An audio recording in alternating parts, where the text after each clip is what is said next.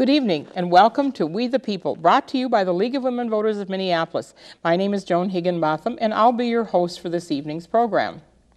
When someone says global warming, the topic comes up, what do you do? Do you say, forget about it, it's not real, it's all a fake? Or do you say, we've got to do something now for our children and our grandchildren's sake? Or you, maybe in the third category, I don't exactly know what it is. Should I be worried? What could I do if there is a problem? Well, tonight we're going to talk about what global warming or climate change is, and maybe give you some ideas about things that you could do. We have two guests with us this evening. Our first guest is Gayle Prest. Welcome, Gayle. Thank you very much. It's a pleasure to be Gayle here. is the Sustainability Officer for the City of Minneapolis, and our other guest is J. Drake Hamilton, and Jay is the Science Policy Director for Fresh Energy. Welcome. Hello, Joan. Well, okay, so the first question has to be, is it real?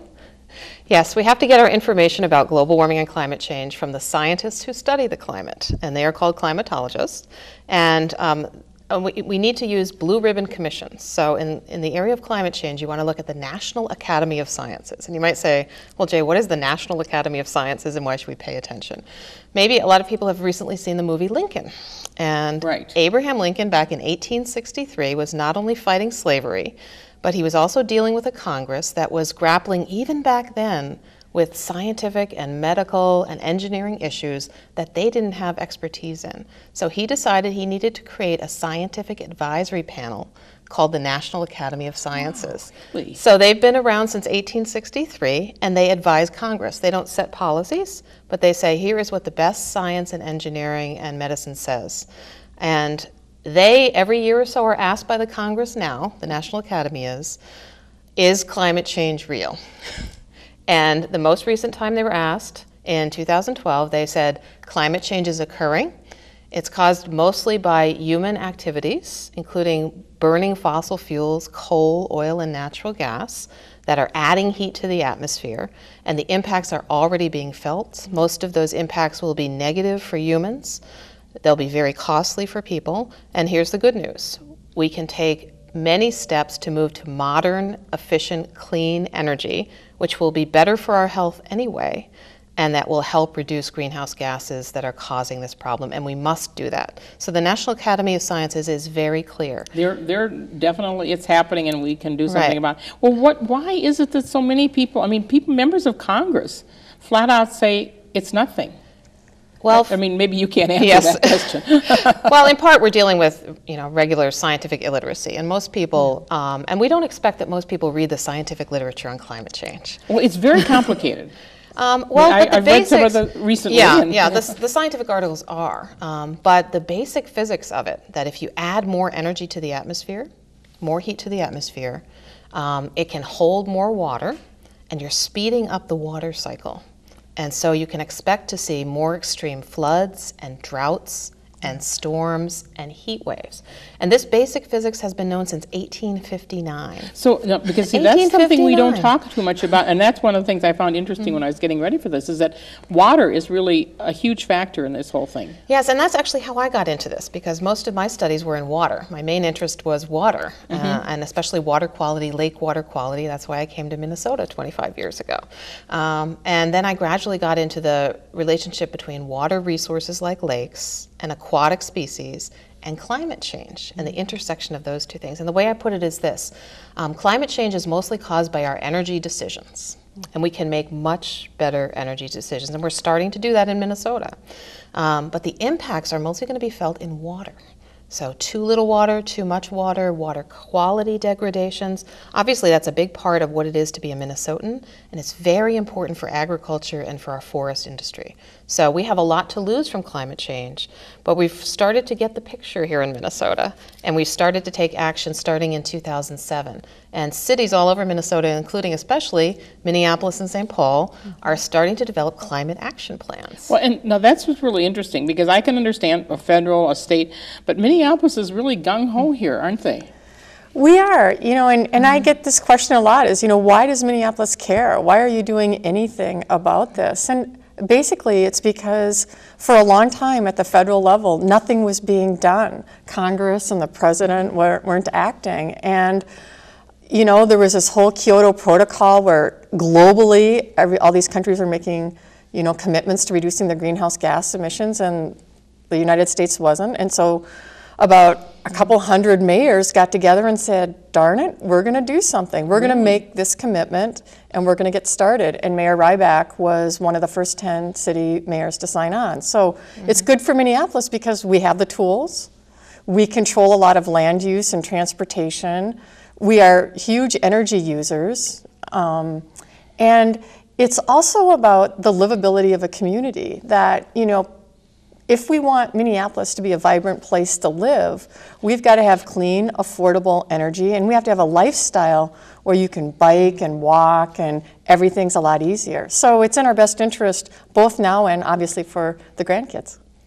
So there really is a reason to worry about our grandkids. There is. Well, now, so greenhouse gases, and you said something about that, and we really need to tell people what greenhouse gas is. I mean, Yes, how it functions. Yes, I actually prefer the term carbon pollution. So it's Okay, the well carbon, that makes more sense actually. It's a form of pollution, and it's now recognized as a pollutant by the Supreme Court. The very conservative Supreme Court has told the Environmental Protection Agency, since it is damaging, the carbon pollution is damaging human health and welfare, you need to set a limit on that and reduce the amount of carbon pollution in the atmosphere. So that's what the Obama administration is going about and doing.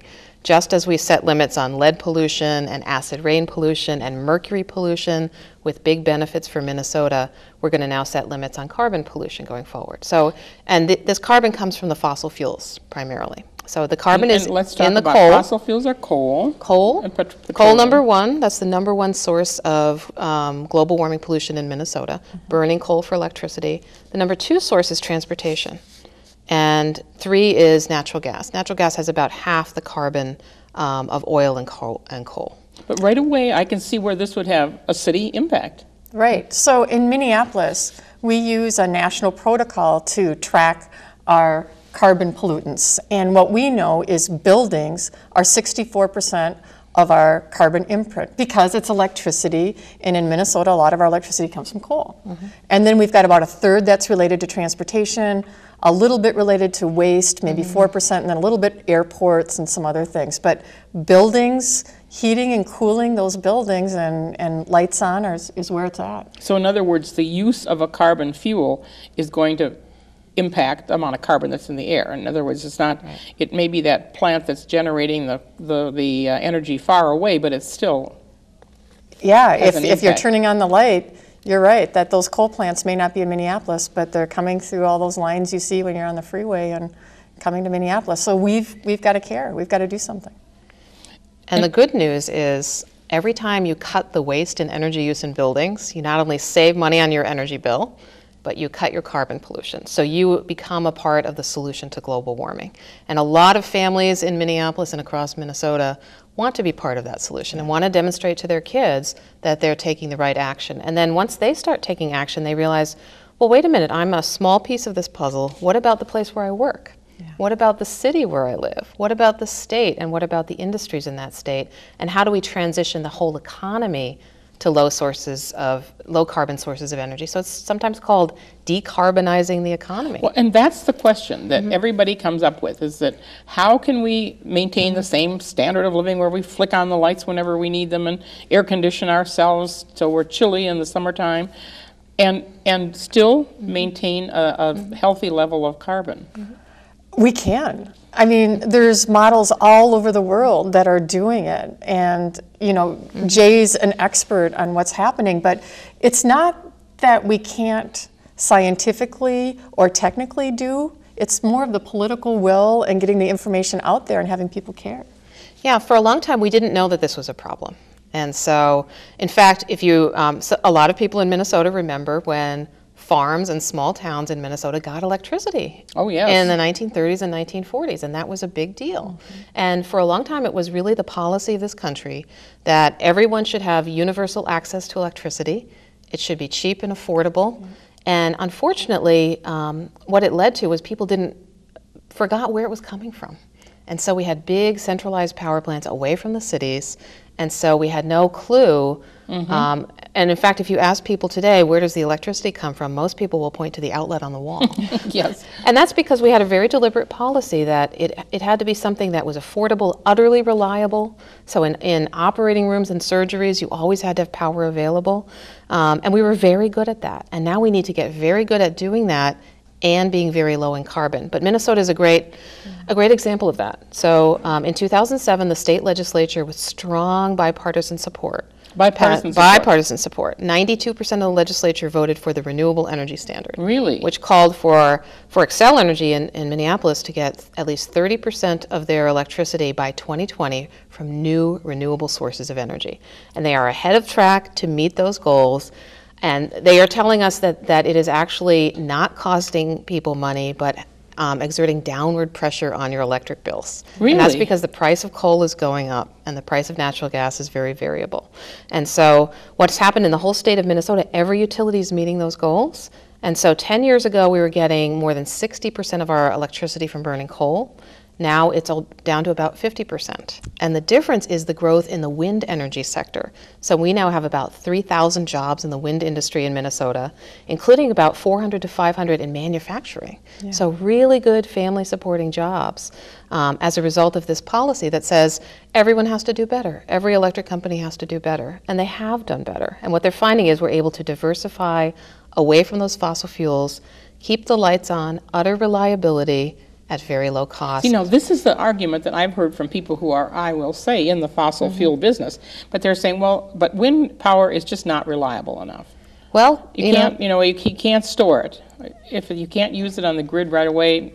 Yeah, well, what happens in the electric system, we really don't store any electricity. We use it right away. We don't store the coal power, we don't store the nuclear energy, we put it right on the power lines. And here's my example. So I was just at a meeting with Xcel. And Xcel says they count on the wind a 40% capacity factor. Right. Which is, and another way to think about it is when the wind is blowing, how often are those wind turbines producing electricity? 99% of the time. Now the wind doesn't blow all the time, but when the wind is blowing, that fuel is utterly free. So, but then free fuel. And so when it is free, you should put it on the power lines. We should use it right away. And use it right away. Well, but we use our nuclear energy right away, and we use our coal energy right away. We do not store that. But how you're saying that it's a pretty reliable source? Is it really a reliable source? And it actually pairs very well with natural gas. Well, that's what I was wondering. So you have a backup? It's sort of like... No, you don't need a backup because you have something called the electric grid. So we have an electric grid. If you think about the transmission lines, it connects about 10 states and several Canadian provinces.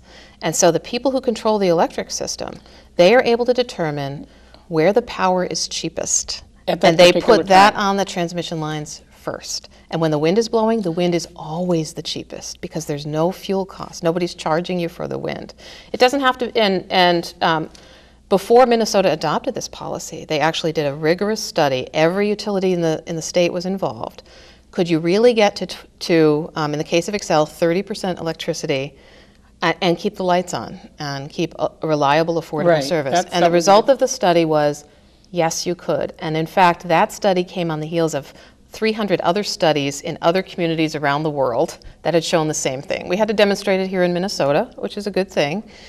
We kicked the tires, and now we've seen that this policy works really well. On the other side, Joan, is what happens when our much larger sources of power, some of those big central power stations, go offline and stop producing electricity when there's an accident. For example, if there's a nuclear accident, heaven forbid, or recently not so recently, about 16 months ago, the biggest coal-fired power plant in the state had a fire. And it's the biggest coal plant in the state. It's about 13 million tons a year of carbon dioxide, and it has not been operating. You may have seen the articles in the paper. They're repairing it now. Xcel is now repairing it. But think about this. The lights are on. Your electric bills have not gone up. And why is that when you have this very large, much larger than any wind turbine? And it's been mostly invisible. And the reason is that they're able to buy cheaper electricity from the transmission grid. From the grid. And so that grid is something that we have built up over time, and it allows us to move the wind power from windier parts of the state to Minneapolis, which is a great thing. And it allows us to spread out the risk so that if the wind turbines aren't blowing in one place, they're more than likely blowing in another part of the Midwest, and we can tap into them. Now, Minneapolis, I don't know about wind, if we get our energy from wind power. I mean, we do as a result of that.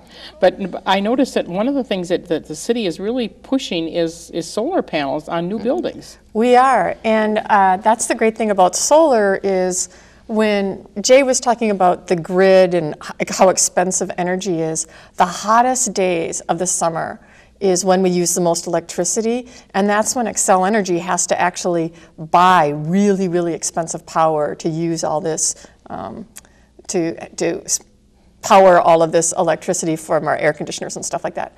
But that's right when the solar's shining. So what we want to do is put a lot more solar in the city. For Minneapolis, in our own buildings, we have 7 buildings that have solar PV panels on them. And it's almost a megawatt of solar. And we're showing people, we're showing the industry, we're showing the installers. You can do it in an urban area, you can do it on a rooftop, you can do it on a parking ramp. We're being very, very transparent about what works and what doesn't. We're watching the costs drop dramatically. We've worked with our permitting staff, we reduced our fees. Last year, I think we had 67 properties put solar on their buildings. These were commercial properties? Commercial and residential. But just a few years ago, we were like 12. And so 67 may not be a lot, but we're like doubling. And so, in a couple of years, we'll be having a lot more of that. And again, clean energy, affordable, the numbers are working because once you put the system up, it's free, solar panels last for 30 years, and it's green jobs. We've got great local solar installers that are happy to put this stuff on. Now, this was one of the big things with the stimulus that Obama got a lot of grief for, doing the solar installations and everything, and people were kind of saying, oh, that doesn't really make any difference, and why are we doing this? But obviously, that's not true. We're driving down the costs, and it's all about volume and really having businesses, solar panel manufacturers here in the state. And I think it's really talking to Xcel about what's the value of solar. There's a lot of bills being proposed this legislative session so it's not considered an incentive or we're subsidizing solar, but what's the true value of solar? Let's figure that out and then work out an arrangement. And I'm confident you're going to see some big changes in the next couple of years. Many people in Minnesota are part of a local power movement. Yeah. They want to be not just energy consumers, but energy producers. So they want to actually own solar panels, or they want to do community solar projects. So they may want to identify an area that could have a solar farm, and where they could buy a panel and go together with some of their neighbors or members of their community, and then use the wonder of electronics to say, okay, when that sun is powering that solar farm, they should get credit on their electric bill a mile away or 10 miles away. Because they're supporting that solar industry. Well, and every fall we have a great solar tour where you can go out and look at solar on businesses, solar on rooftops, solar on homes, and it's free. So have people check it out. It's always the first Saturday and Sunday in October. First Saturday and Sunday in October. Yeah, and it's a lot of fun, and people are just completely geeky about their energy bills because we're talking about fossil fuels here, but really it's about not even using energy in the first place. Well, but the thing about it is that you don't really have to change your lifestyle significantly, and you can still make some very big changes in the carbon footprint.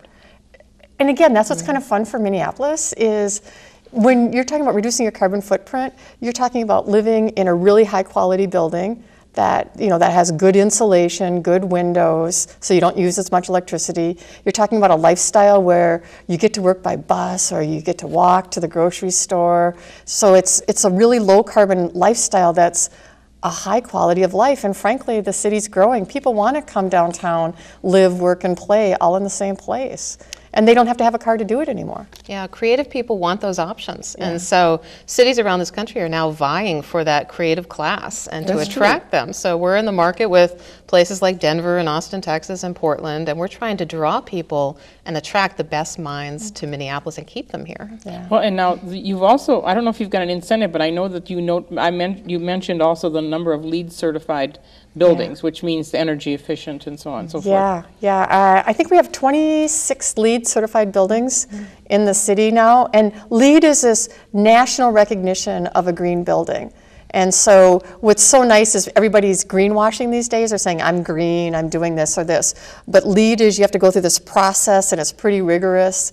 And so that when you move into an office building downtown that's LEED certified, you know that that's really the truth, and that you're probably going to pay lower energy bills because of it. So. Well, now, so we've made this wonderful case, like everybody should like this. Why is it not being adopted across the country? Why are politicians so reluctant? I mean, is the fossil fuel industry that powerful?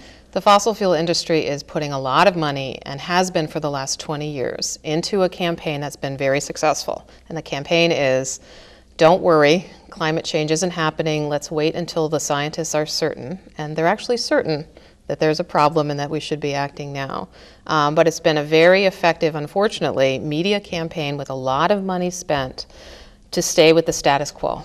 And change is very difficult for a lot of people. It's very difficult for some of these very established industries, like the utility industry.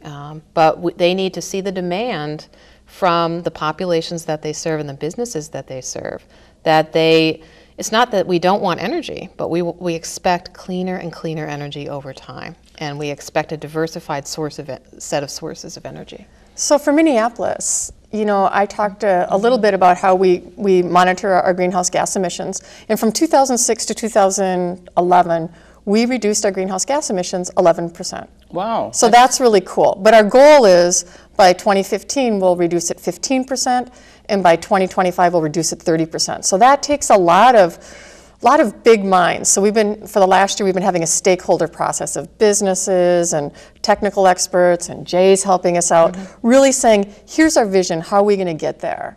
And it's interesting, it's fascinating, and we can do it. We can really, really do it if we put our minds to it and keep it focused.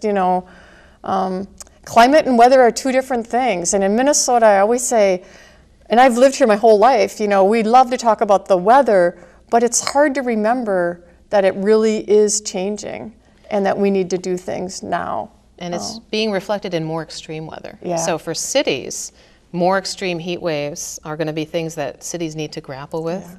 Water quality problems, what's going to happen to the flow of the Mississippi River, where we get most of our water, in low water flow years that are coming with the extreme heat and extreme climate change. And so on the national level, what's happening, this is being mirrored. In the last 5 years, this nation has cut its use of oil and coal and switched to cleaner sources of energy, and renewable energy like wind and solar have doubled. And so we are starting to make that transition. We need to make it happen much more quickly, but we're already starting in that direction. Yeah. Well, now, there are various things that are happening in other parts of the world, and some of the lesser developed countries that are trying to catch up to the States are saying, well, you had the luxury of being able to pollute all you wanted, and now you're making us, when we're at the jumping off point, pollute less. It's not fair. Go ahead. I've got a nephew that lives in Beijing. Beijing right now is having horrible air quality issues. I mean, it's because it's just like at the turn of the century in the United States with the Industrial Revolution. You just don't want to live in a place where the air pollution is so bad you can't breathe or see. And so I think they're learning. There's been a dearth of leadership, and that is starting to change. And the people in the less developed countries are looking to the United States as the richest country on earth. And they are saying, if these things are so good, if renewable energy and efficiency is so good, we're looking to the United States to take more of a leadership role. And so we have to step up to bat. But are we prepared? I hope that we're prepared. Actually, President Obama, in his State of the Union address and in his inaugural address, said, my preference would be for bipartisan action in Congress, but I'm not going to wait forever for that to happen, and I'm prepared to take administrative actions. So there's actually a law that Congress passed in 1970, signed by Richard Nixon, called the Clean Air Act. Yeah, I know, which, it's always amazing. Which gives the president the ability to cut carbon pollution from our power plants. And so that is the next step going forward. And you think that's going to, well, that will happen some way or another? Yes, that's the next step for the Environmental Protection Agency, and it's been cleared by the U.S. Supreme Court, which has said very clearly this 40-year-old law passed by Congress, so it's not something that's coming from the administration directly, but from Congress, says that if there's a pollutant that damages human health and welfare, the Environmental Protection Agency must limit it. And it is damaging our health and welfare. Climate change is making everything from asthma to heart attacks worse and is actually killing people. And so we need to take action, and we've done it before with other pollutants, and we can certainly do it with this. Well, has this Hurricane Sandy crisis given people the realization of what could happen? Yes, this extreme weather that's hitting in the United States, what's happened in the last 2 years just here in the U.S., in the last 2 years there have been 25 weather-related disasters that have cost more than $1 billion. In the United States. So that is being felt by insurance companies, and the price tag gets people's attention. So just today is a study out by the Yale Forum on Climate Change, the sixth study of where Americans are at on this issue. And where are we? And the percentage of people who are in the category of alarmed about climate change, that is, they know that it's a problem and they want action, has doubled since last year. Really? And the number of people who are dismissive of it, completely dismissive, which has always been quite small, but fueled by some of the media, paid media efforts that I've been talking about, has actually been cut in half. And so things are finally shifting in a better direction, but now we need to seize the opportunity and move to clean energy. So I have conversations with about 70, 80 other cities, people that are sustainability officers, and you know, cities are really concerned about this. If you're a coastal city, you have to be concerned about climate chaos and you know, ocean levels rising. If you're in the mountains, you have water supply. The ski resorts out west are having a horrible time with not having enough snow. In Minneapolis, we know that the most extreme weather events are 31% more extreme now. So can our stormwater pipes even handle it? So we've got engineers that are now doing modeling saying, if this is what the weather's going to look like, what kind of infrastructure do we need to have? So the 100-year floods are occurring every 10 years. Right. And it's expensive. Yeah, Duluth had a 500-year flood last June. And in southern Minnesota in the last 8 years, there have been 3 1,000-year floods. So what that means is a flood that's supposed to happen again only once every 1,000 years has happened 3 times in the last 8 years. And let that be a dire warning to all of us. I think we can all agree, after we've heard this, that probably global climate change is occurring, and we do have to worry about what's going to happen to our children and grandchildren. But I hope you've learned tonight that it's a very positive future, which can actually probably be more pleasant than we thought. So thanks to our guest this evening, Sustainability Officer for the City of Minneapolis, Gayle Prest. Thanks for being with us. Thank you. And J. Drake Hamilton, the Science Policy Director for Fresh Energy. Thanks Thank you, again. Joan. And thanks to you for tuning in to We the People. This is Joan Higginbotham for the League of Women Voters of Minneapolis saying good night. We hope you'll come back and watch again.